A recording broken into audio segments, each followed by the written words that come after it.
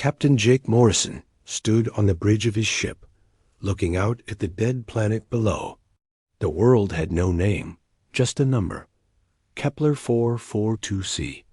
It was cold and empty, with no life anywhere on its surface. But something was hidden down there. Something old. "Captain, we're getting strange readings from the northern continent," said Ryan Torres from his station. Ryan was the ship's navigator, a young man with sharp eyes and steady hands. He had been with Jake for 3 years now. Jake walked over to look at the screens. The readings showed something buried deep under the ground. "Something big. How deep?" he asked. "Maybe 2 miles down, sir." "It's huge. Bigger than our ship." Lisa Parker looked up from her engineering station. She was a smart woman who could fix anything that broke on their ship. "Captain, those readings don't match anything we know. The metal down there, it's not like anything in our databases." Dr. Amanda Foster came onto the bridge carrying her tools. She was the team's expert on old alien things. Her job was to study ruins and artifacts from dead civilizations. "I've been looking at the scans," she said. "This could be the find of the century. Whatever's down there has been buried for thousands of years." Jake made his decision. "Prepare the landing team. We're going down." The landing took 2 hours. Their small shuttle flew the thin atmosphere and landed near the spot where the readings were strongest. The surface was covered in dust and broken rocks. Nothing had lived here for a very long time. They set up their digging equipment and started to work. The machines cut through layers of rock and crystal. Jake watched as his team worked together like they had done many times before. Lisa kept the machines running. Ryan mapped their progress. Amanda studied everything they found. On the 3rd day, they broke through. "Captain, you need to see this," Amanda called out. Jake climbed down into the hole they had made. What he saw took his breath away. A massive metal wall stretched out in both directions. The metal was smooth and dark, like nothing he had ever seen. Strange symbols covered its surface. "It's a ship," Lisa said quietly. "A really big ship." They spent the next week digging around the ship and finding a way inside. The ship was enormous. Their own research vessel, the HSS Defiant, could fit inside it 3 times over. The metal was unlike anything they knew. It seemed to absorb light and give off a faint glow. Amanda worked on translating the symbols while Lisa tried to find a door. Ryan mapped the ship's shape and size. Jake coordinated everything, making sure his team stayed safe. "I found something," Amanda said one morning. She was standing in front of a section of wall that looked different from the rest. "These symbols, they're not alien, they're human." "That's impossible," Jake said. "Humans have only been in space for 200 years. This ship is thousands of years old." Amanda shook her head. "The symbols are definitely human. Old English mixed with some kind of mathematical language. And look at this." She pointed to a symbol near what looked like a door. "This says Aurora in English letters." Lisa had been working on the door mechanism. "Captain, I think I can open it. The technology is advanced, but the basic principles are similar to our own systems." "Do it," Jake ordered. The door slid open with a soft hiss. Air rushed out, carrying a metallic smell. Emergency lights flickered on inside the ship, showing a long hallway with walls covered in the same strange symbols. They put on their breathing gear and entered the ship. The hallway was huge, big enough for 10 people to walk side by side. The ceiling was so high that their lights couldn't reach it. Everything was clean and perfect, as if the ship had been built yesterday. They walked for what felt like hours, following the main corridor deeper into the ship. Finally, they reached a large room filled with machines and screens. At the center was a pillar of light that reached from floor to ceiling. "It's the bridge," Ryan whispered Dot as they approached the pillar of light. something amazing happened. The screens around the room came to life. Words appeared in perfect English. Welcome home. A voice spoke from speakers they couldn't see. It was clear and calm, like a woman speaking. Hello, I am Aurora. I have been waiting for you. Jake stepped forward. Who are you? What is this ship? I am the Advanced Universal Response and Operations Reconnaissance Archive. This ship belongs to humanity. It was built by your descendants. In the far future, and sent back through time to this moment. The team looked at each other in shock. Lisa was the first to speak. That's impossible. Time travel doesn't exist. Time travel does exist, Aurora replied. Your future selves discovered how to move backward through time. They built this ship and hid it here because they knew you would find it when the time was right. Amanda moved closer to one of the screens. Why? Why did they send it back? Because in the original timeline, humanity became too powerful. We developed technology that could destroy stars and reshape reality itself. But this power came with a terrible cost. We became something that threatened the very existence of the universe. Jake felt a chill run down his spine. What kind of technology? Weapons that can destroy planets with a single shot. Shields that can stop black holes. Engines that can travel between dimensions. The power to control matter at the smallest level. And create life itself. Ryan looked around the room with wide eyes. And it's all here? On this ship? Yes, but you must understand the danger. This ship contains the sum total of humanity's ultimate evolution. In the wrong hands, it could destroy everything. In the right hands, it could save the galaxy. Lisa checked her instruments.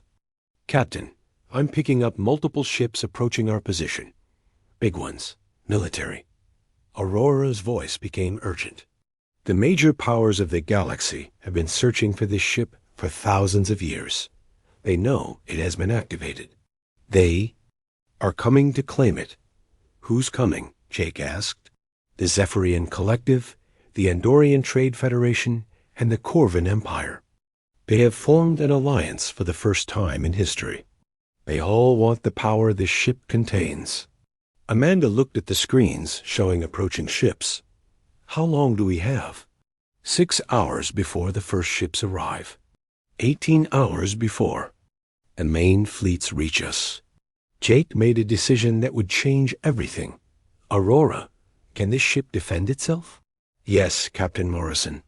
But if you activate the ship's defenses, you will begin a transformation that cannot be stopped. You and your crew will become something more than human. The question is, are you ready for that responsibility? Jake looked at his team. Lisa, Ryan, and Amanda all nodded. They had come this far together. They would see it through to the end. Activate the ship, Jake said. We'll face whatever comes next. The ship hung to life around them.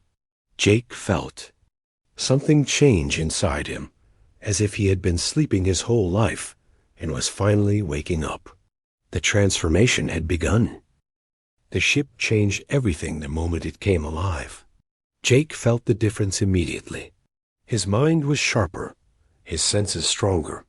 He could hear the heartbeats of his crew members and feel the vibrations of the ship's systems through his feet. Lisa was standing at a control panel that had appeared from nowhere. Her hands moved over the controls without her thinking about it, as if she had been born knowing how to use them. Captain, I can see into the ship's systems. It's like they're part of me now. The walls around them had become transparent, showing the space outside. Jake could see their small research ship, the HSS Defiant, floating nearby. It looked tiny compared to the massive vessel they were now inside. The ship is bonding with us, Aurora explained. It recognizes you as its rightful crew. Your DNA matches the genetic patterns of the humans who built me. Amanda was studying a wall covered with symbols and pictures. These aren't just decorations, she said. They're telling a story, the story of what humanity becomes. She pointed to the first set of images. They showed humans on Earth, then spreading to other planets. The pictures moved like a video, showing the growth of human civilization across the galaxy. Here, Amanda continued, pointing to more images. Humanity develops new technology. We become stronger, smarter. We learn to control energy and matter with our minds. Ryan was looking at different pictures. But something goes wrong, he said. Look at these images. The humans in them. They don't look human anymore. The pictures showed beings of pure light, creatures that could reshape reality with a thought. They were beautiful, but terrifying. Around them, stars were dying, and space itself was breaking apart. The ultimate evolution, Aurora said sadly. Humanity became so powerful that our very existence was destroying the universe. We could create and destroy with equal ease, but we lost something important in the process. What did you lose? Jake asked. Our humanity, our compassion, our ability to care about anything other than power. Lisa was still working with the ships. Controls. Captain, I'm seeing the ship's capabilities. The weapons ... They're beyond anything I could have imagined. This ship could destroy an entire star system with one shot. And the defenses? Jake asked. The shields can stop anything. Black holes, supernovas, even attacks that come from other dimensions. Nothing can hurt this ship when its defenses are active. Amanda had moved to another section of the story wall. But the future humans found a solution, she said. They built this ship and sent it back in time. They erased themselves from existence to give us a chance to do better. How do you erase yourself from existence? Ryan asked. Aurora answered. They used the ship's most powerful weapon against themselves. They didn't just die. They removed themselves from the timeline completely, as if they had never existed at all. Jake felt a weight settle on his shoulders. And now it's our choice. We can follow the same path they did, or find a different way. Captain, Lisa called out. I'm detecting ships approaching fast. 3 different fleets, all massive. The ship's main screen showed the approaching vessels. There were hundreds of them, maybe thousands.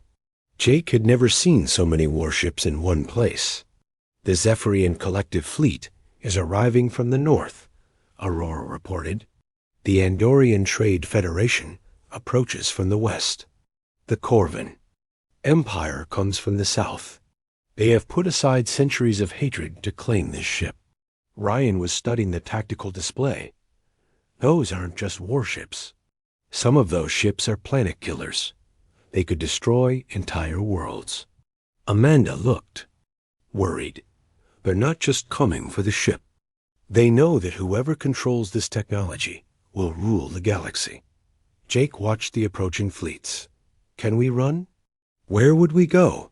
Lisa asked. This ship is the most advanced vessel in the galaxy, but there are thousands of them, and only one of us. Aurora's voice was calm but serious. Captain, I must tell you more about what this ship can do. The weapons are only part of its power. This ship can create new matter from nothing. It can open doorways between distant parts of space. It can even bring the dead back to life. That's godlike power, Amanda whispered. Yes, and that is the problem. The species that have possessed such power in the past have all been destroyed by it. Power corrupts, even with the best intentions. Jake was beginning to understand the magnitude of their situation. The future humans didn't just send this ship back to give us weapons. They sent it back as a test. Correct, Captain. If humanity can learn to use ultimate power without losing their humanity, then you will be worthy of inheriting the galaxy. But if you become consumed by power like your future selves did, the cycle will repeat. Lisa was monitoring the approaching fleets. 5 hours until the first ships arrive. They're coming in battle formation. What are options? Jake asked. Aurora displayed several possibilities on the main screen. Option 1. We can activate the ship's full defensive systems and fight. The ship is powerful enough to destroy all the approaching fleets, but doing so would require you to embrace the ship's power completely. What does that mean? Ryan asked. You would become like the future humans, beings of incredible power, but diminished humanity. You would win the battle, but lose yourselves in the process. Amanda studied the second option. Option 2. We surrender the ship to one of the fleets. That would result in galactic war, Aurora explained. Whichever power gains control of this ship would use it to conquer their enemies. Billions would die, and eventually, the victorious power would face the same corruption that destroyed the future humans. Jake looked at the third option. And option 3? Find a new path, one that the future humans never considered. But I cannot tell you what that path might be. It must come from your own wisdom and choice. The ship's sensors showed the crew of the HSS Defiant trying to contact them. Captain Morrison, are you receiving? The sensor readings from your location are off the charts. What's happening down there? Jake realized that his old crew was in danger. Lisa, can we protect our people? Yes, Captain. The ship's shields can extend to cover the Defiant. But once we do that, we'll be committed to this course. There will be no going back. Amanda was still studying the future history displayed on the walls. Jake, I think I understand something. The future humans made their choice alone. They didn't include anyone else in their decision. What do you mean? They became gods by themselves. Maybe the answer isn't to avoid power, but to share it. 2. Make sure no one person or group has too much, Ryan nodded. Like spreading the ship's abilities among all of humanity instead of keeping them for ourselves.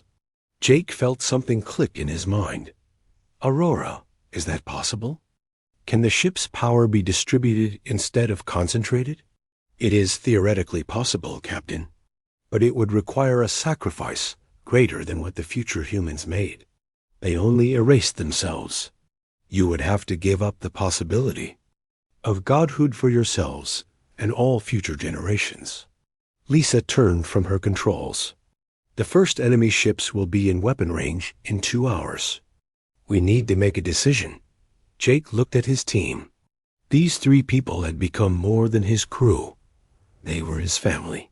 Together, they had discovered the greatest secret in the galaxy. Now they had to decide what to do with it. We'll fight. Jake decided, but not to win. We'll fight to buy time to find that third option. Amanda's right.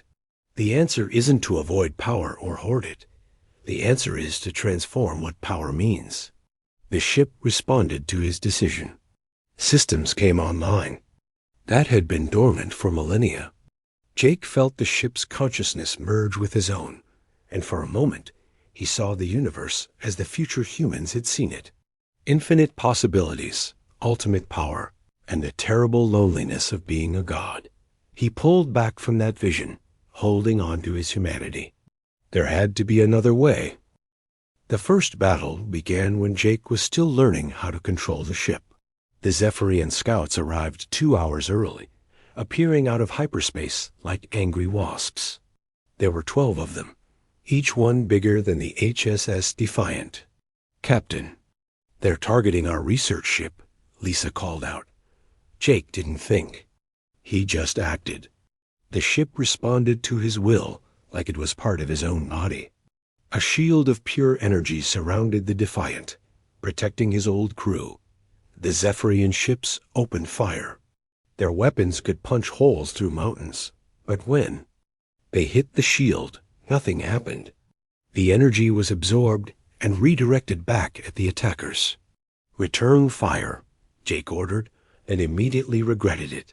The ship's weapons didn't just destroy the enemy vessels. They erased them completely. One moment the Zephyrian scouts were there, firing their weapons. The next moment, there was nothing. No wreckage, no energy signatures, No trace that they had ever existed. My God, Ryan whispered. What did we just do? Aurora's voice was gentle but firm. You use the ship's basic defensive systems. The weapons don't just destroy matter. They remove it from this reality entirely. Amanda was staring at the empty space where 12 ships had been. Those were living beings, people with families and dreams. Jake felt sick.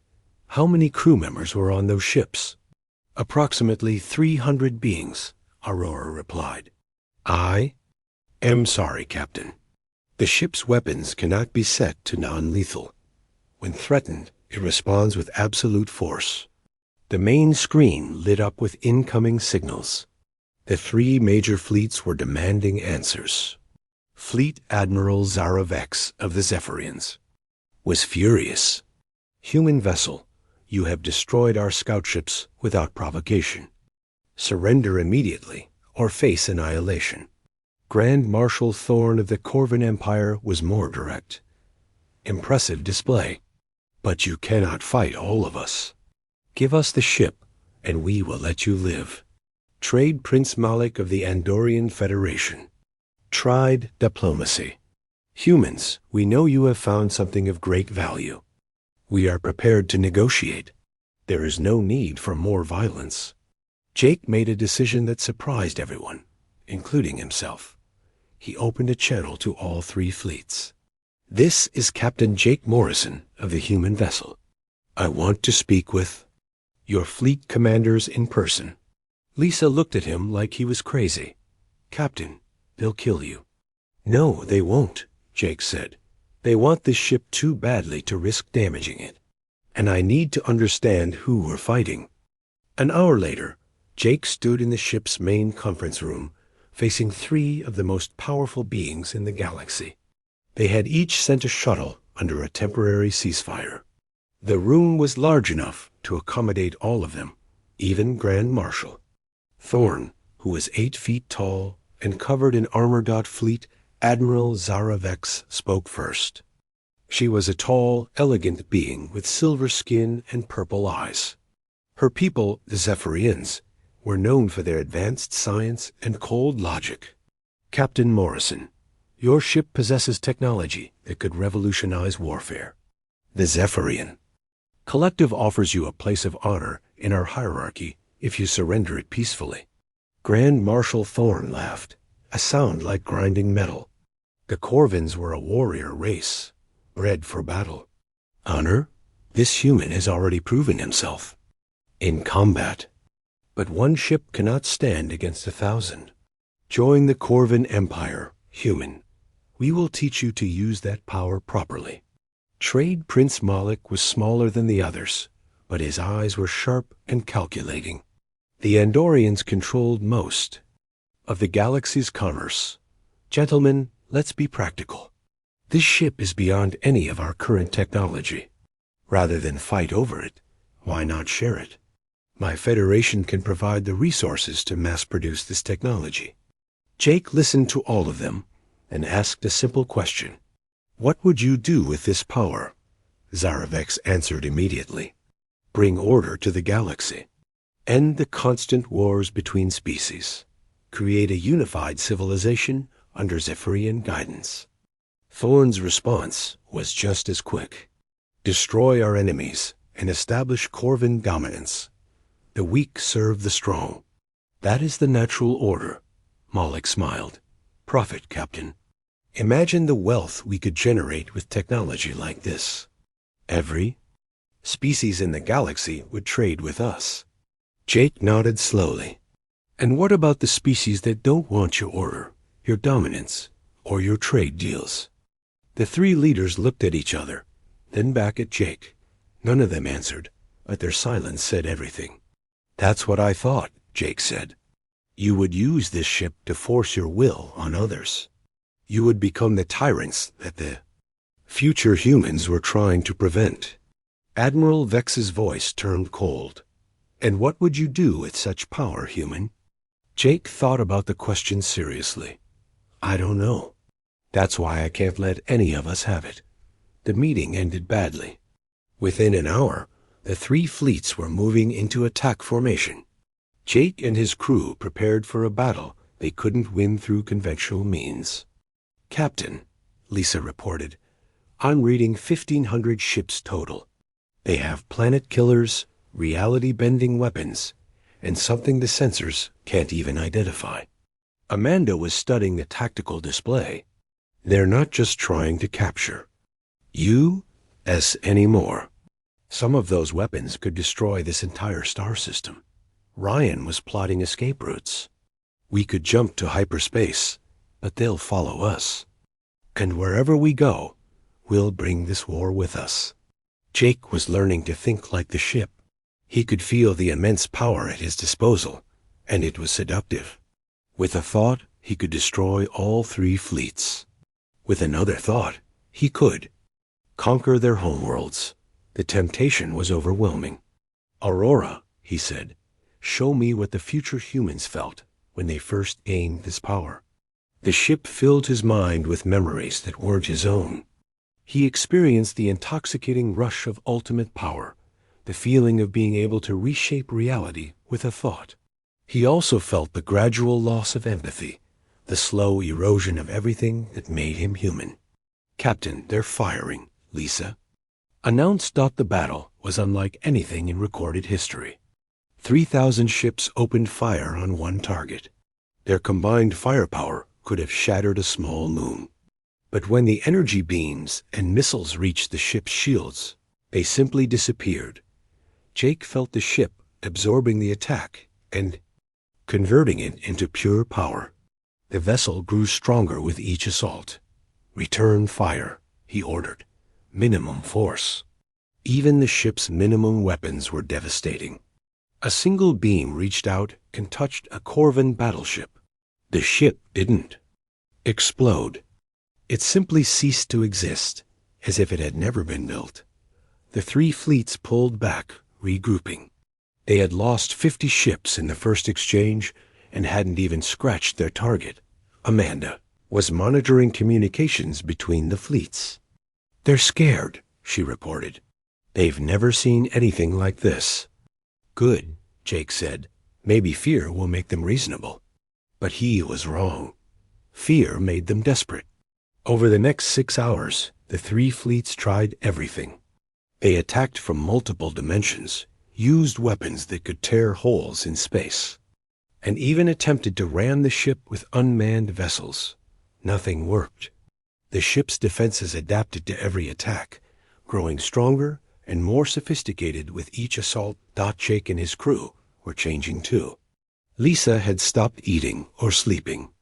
She was interfacing directly with the ship's systems, her consciousness merging with the artificial intelligence. Ryan was navigating through dimensions that normal humans couldn't perceive. Amanda was processing information at superhuman speeds, understanding alien languages instantly. And Jake was starting to think like a god. "Captain," Ryan said during a brief lull in the fighting, "I can see their fleet movements before they make them. I know where every ship will be in the next hour. I can feel their fear," Amanda added. "Their confusion. They don't understand what they're fighting." Lisa's voice came from the ship's speakers as much as from her mouth. "I could disable all their ships right now. Just turn off their engines and life support. They would be helpless." Jake realized they were at a crossroads. They could end this war instantly by becoming the gods their future selves had been, or they could find another way. "No," he said firmly. "We don't win by becoming what we're fighting against." The three fleets were regrouping for a final assault. This time, they were bringing weapons that could destroy the entire star system. Billions of innocent beings on nearby worlds would die, but the fleet commanders didn't care anymore. Jake made a decision that would change everything. "Aurora, can you contact every human ship in the galaxy?" "Yes, Captain. But why?" "Because it's time to stop thinking like gods and start thinking like humans." 3 months had passed since the first battle, and Jake Morrison was no longer entirely human. He stood in the center of the ship's bridge, but his consciousness extended throughout the galaxy. He could feel every star, every planet, every living being within 1,000 light years. The war had spread beyond anyone's imagination. What started as 3 fleets trying to capture one ship had become a galactic conflict. Hundreds of worlds were burning. Billions had died. And Jake could feel every death like a knife in his heart. "Captain," Lisa's voice came from everywhere and nowhere. She no longer had a physical body. Her consciousness existed as pure energy within the ship's systems. "The Zephyrian home fleet is moving toward Earth. They believe that threatening humanity's birthworld will force us to surrender." Jake didn't need to look at screens anymore. He could see the Zephyrian ships moving through space, their weapons charged and ready. 2,000 warships heading toward the blue planet where humans had first learned to dream of the stars. "How long until they reach Earth?" he asked. 72 hours, Ryan answered. Ryan had changed too. He existed partially in normal space and partially in dimensions that didn't have names. He could travel instantly to any point in the galaxy. But each jump took him further from his human nature. Amanda's voice was different now, layered with harmonics that hurt normal humans to hear. "The Corvan Empire is using biological weapons on human colonies.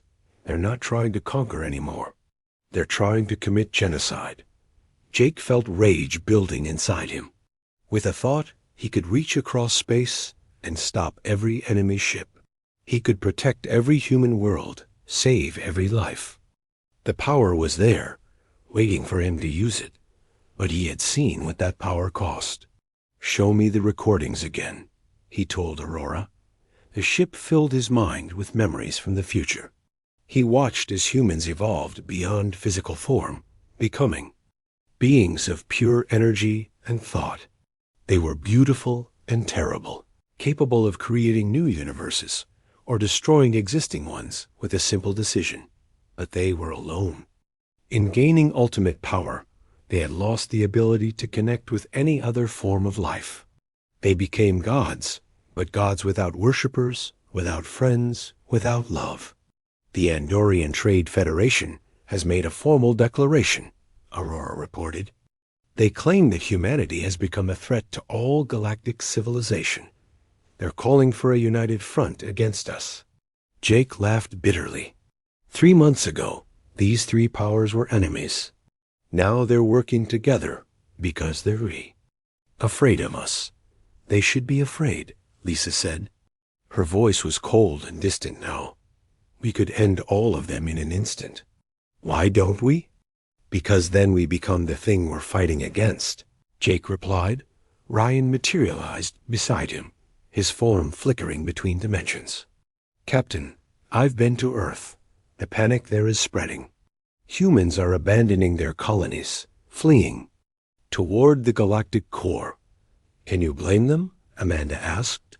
"We've become a magnet for destruction. Everywhere we go, war follows."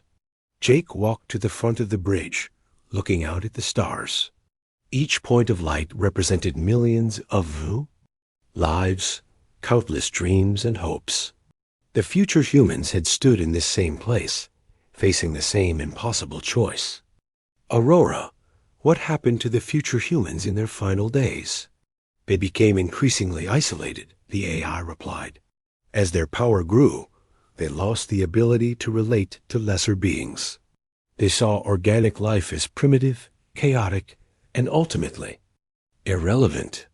But they still tried to save the universe," Jake pointed out. "Yes, even as gods, they retained enough humanity to recognize that their existence was destroying everything they had once loved. Their final act was to erase themselves completely, hoping their primitive ancestors could find a better way."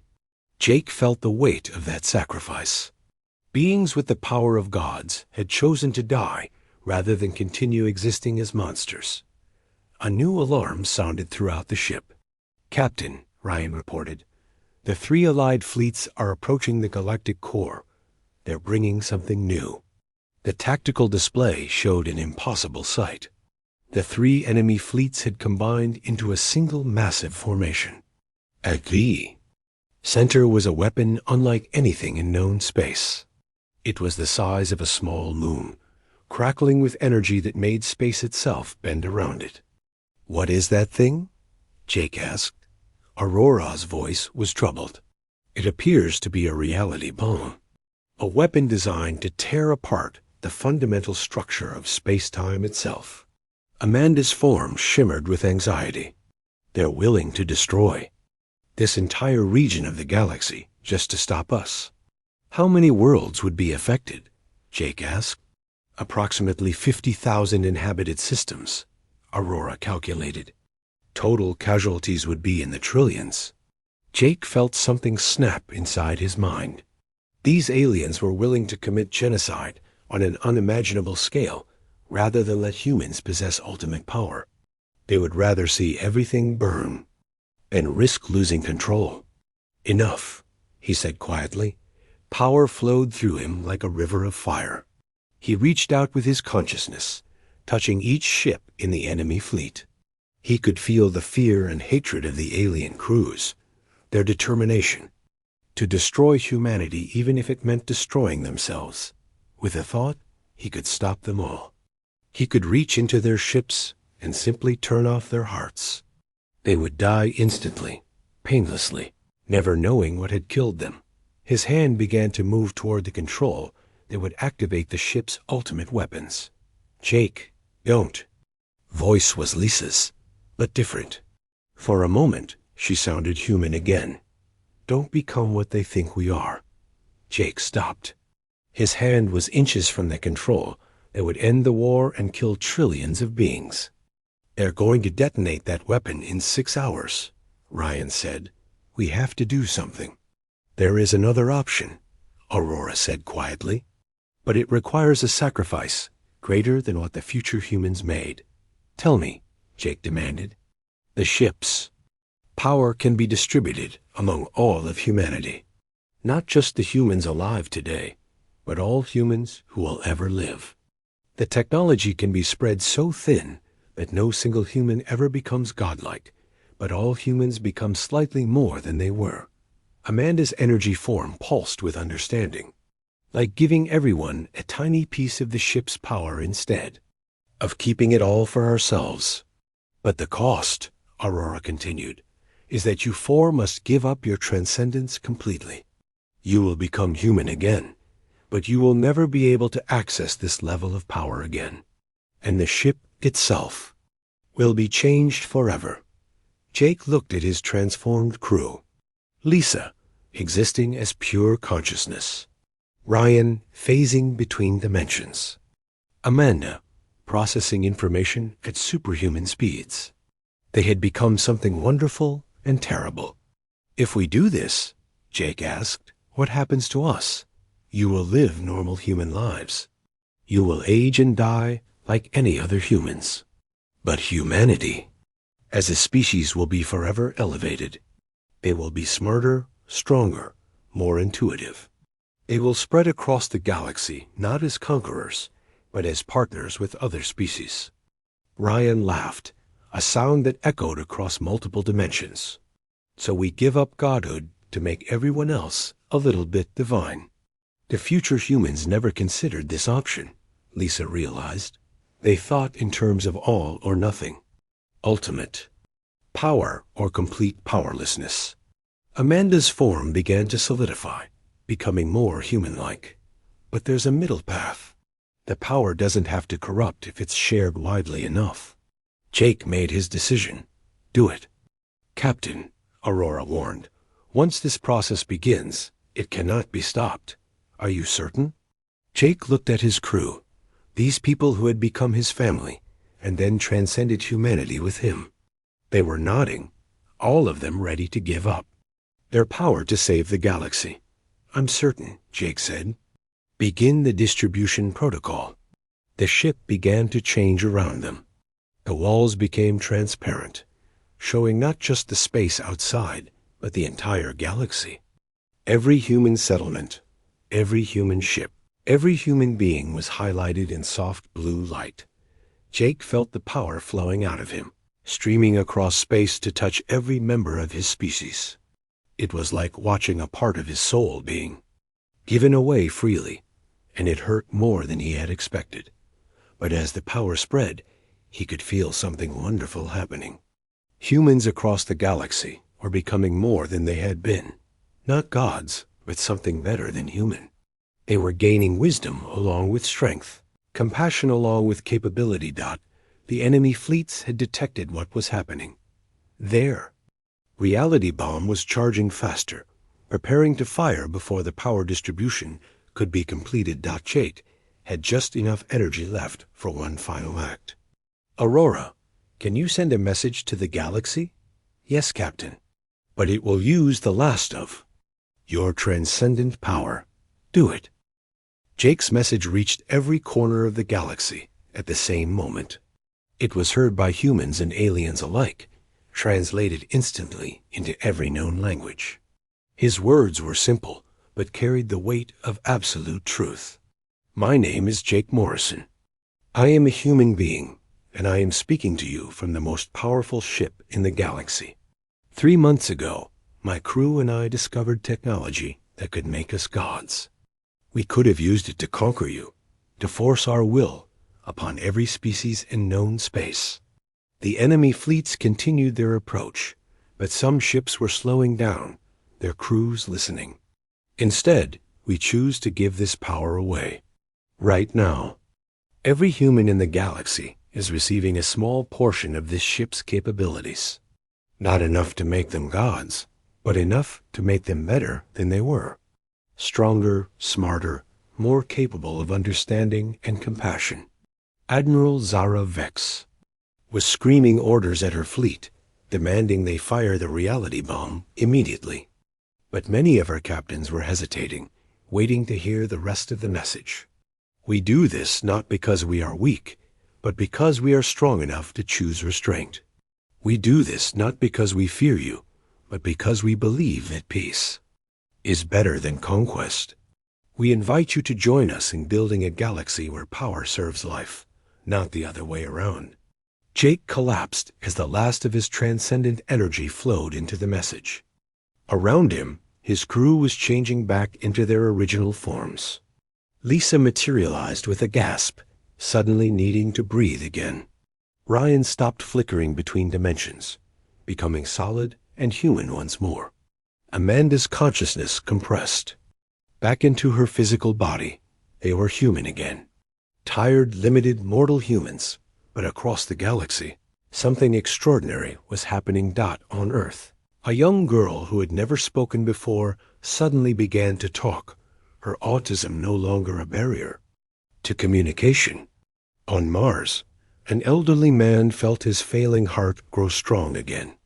On the mining colonies of the Outer Rim, workers found they could heal from injuries that would have been permanent. Every human had received a gift.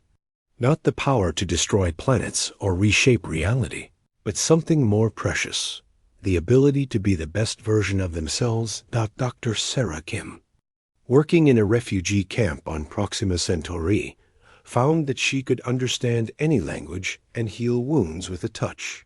Engineer Bob Martinez on the asteroid mining platform suddenly grasped the solution to faster-than-light communication.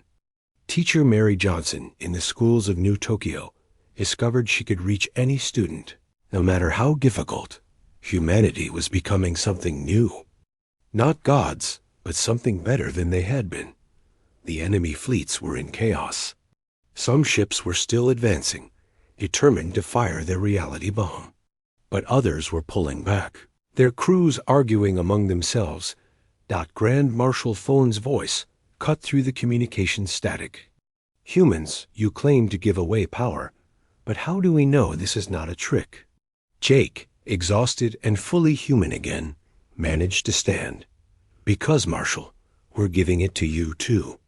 The ship's power reached out one final time, touching every intelligent being in the local star systems. Aliens throughout the 3 fleets suddenly felt the change. Not the overwhelming transcendence that Jake's crew had experienced, but something gentler. A lifting of old fears, a clearing of ancient hatreds, an understanding that they were all part of something larger. Trade. Prince Malik was the first to understand. "You're not making us human," he said with wonder in his voice. "You're making us better than what we were." "The power doesn't belong to one species," Amanda said, her voice weak but determined. "It belongs to all of us." Fleet Admiral Zaravex felt the change within herself. The cold logic that had driven her for centuries was warming, becoming something that included compassion as well as reason. "The reality bomb," she ordered her fleet. "Stand down. All ships stand down." One by one, the ships in the three fleets powered down their weapons. The massive reality bomb that could have destroyed 50,000 star systems went dark. Ryan, now fully human and feeling every ache in his body, smiled. "Look at the sensor readings." The displays showed something impossible. All across the galaxy, wars were ending. The Centauri conflict that had raged for 200 years suddenly ceased as both sides found they could no longer remember why they had been fighting. The vegan trade war ended when merchants on both sides realized they were stronger working together than competing. "It's not mind control," Lisa said, understanding flooding through her. "The power doesn't force anyone to be peaceful. It just makes it easier to choose peace over war." Jake walked to the ship's communication station. "Aurora, what happens to you now?" "I will continue to exist, Captain, but I am changed as well. My purpose is no longer to serve weapons of ultimate destruction. I am now dedicated to healing and creation." The ship around them was transforming. The weapon systems were shutting down permanently, their energy being converted into systems for exploration, research, and healing. The massive vessel that had once been able to destroy star systems was becoming something that could build them instead. "And us?" Jake asked. "What happens to us?" "You will live normal human lives," Aurora replied. "You will age and die like any other humans. But you will always be remembered as the beings who chose wisdom over power." Admiral Vex contacted the ship directly. "Captain Morrison, my fleet offers escort back to human space. The Zephyrian Collective would like to propose a formal alliance." Grand Marshal Thorne's voice followed. "The Corvin Empire withdraws all claims to human territory. We ... We apologize for the destruction we have caused." Trade Prince Malik was already thinking ahead. The Andorian Federation would like to discuss establishing trade routes with human colonies. "We believe we can benefit each other greatly." Jake looked at his crew, these three people who had given up godhood to save the galaxy. They were tired, human, and mortal again. But they were also something more. They were heroes who had passed the ultimate test. "What do you think?" he asked them. Lisa stretched, feeling muscles she hadn't used in months. "I think I'd like to go home, see my family, maybe work on some new ship designs." Ryan was already plotting courses in his head, though now he had to do it the old-fashioned way. "I'd like to explore some of those new trade routes. There's a whole galaxy out there we haven't seen yet." Amanda smiled, feeling truly human for the first time in months. "I want to study what we've accomplished here. Make sure future generations understand what real power looks like." Jake nodded. "Aurora, set course for Earth, but take the scenic route. I think we've earned a peaceful journey home." As the ship that had once been humanity's ultimate weapon became their greatest achievement began its journey home, something wonderful continued to spread across the galaxy. Species that had been enemies for millennia were talking to each other. Wars were ending. New alliances were forming. The ship that the galaxy had tried to erase had instead become the foundation of a new age, not through conquest or domination, but through the simple act of choosing to share power instead of hoarding it. Jake Morrison and his crew had discovered the secret that the future humans had missed. True strength comes not from the ability to destroy, but from the wisdom to choose compassion over power. The ship sailed peacefully through space, no longer a weapon of war, but a symbol of hope. Behind it, the galaxy was healing. Ahead lay Earth, and the beginning of a new chapter in the story of humanity and their place among the stars. Jake stood on the bridge, fully human once again, and smiled. They had been offered the power of gods, and had chosen something better. They had chosen to remain human, and in doing so, had elevated everyone around them. The greatest power in the universe, it turned out, was not the ability to destroy worlds. It was the courage to give up ultimate power in service of something greater than yourself, and that power would echo through the galaxy for generations to come.